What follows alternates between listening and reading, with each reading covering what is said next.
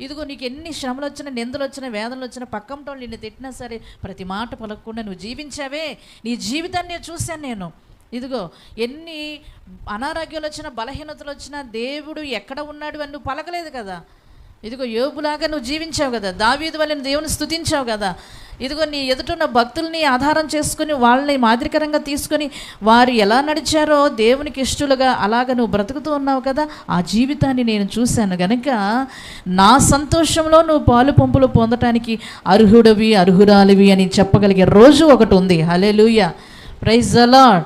మరి ఆ సంతోషంలో మనం పాలు పంపులు పొందుకునే దమ్ము, ధైర్యము, సత్తా, ఏమండి, తెగువ మనం సంపాదించుకోవాలి. ఆమేన్.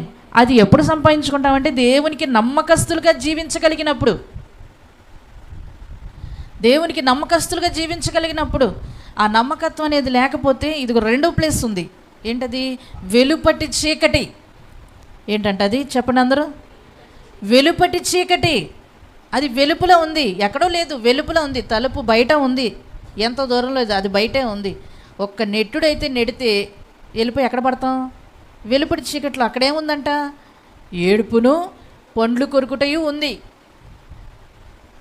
అది కటిక చీకటి.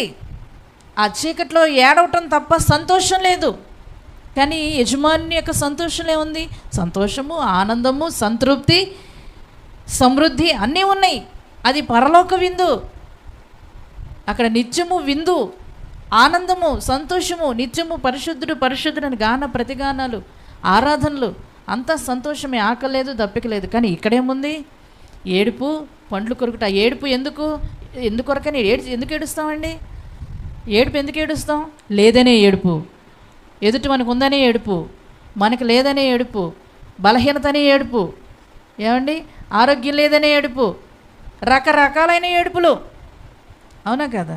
ఏడుపుల్లో రకాలు, చాలా రకాలు. దుఃఖములో రకములు. ఆకలి అవుతుందని ఏడుపు, బట్టలు లేవని ఏడుపు, వస్తువులు లేవని ఏడుపు, ఇల్లు లేదని ఏడుపు, వాకిల్ లేదని ఏడుపు, వాహనాలు లేవని ఏడుపు, ఏది లేకపోయినా ఏడుపు. అక్కడ ఏమీ ఉండవు, అందుకే ఏడుపు ఉంది అక్కడ. అక్కడ ఏమీ లేవని పండ్లు కొరుకుట. అయ్యో, వాక్యం వినపడినప్పుడే నేను లోబడినట్టుకుంటే ఈ పరిస్థితి నాకు వచ్చేది కాదని అక్కడ అనుకుంటే సుఖమే ఉంది.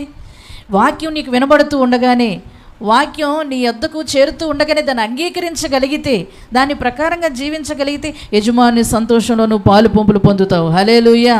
యజమాని యొక్క ఆనందంలో నువ్వు నిత్యము ఉంటావు. Praise the Lord. హల్లెలూయా.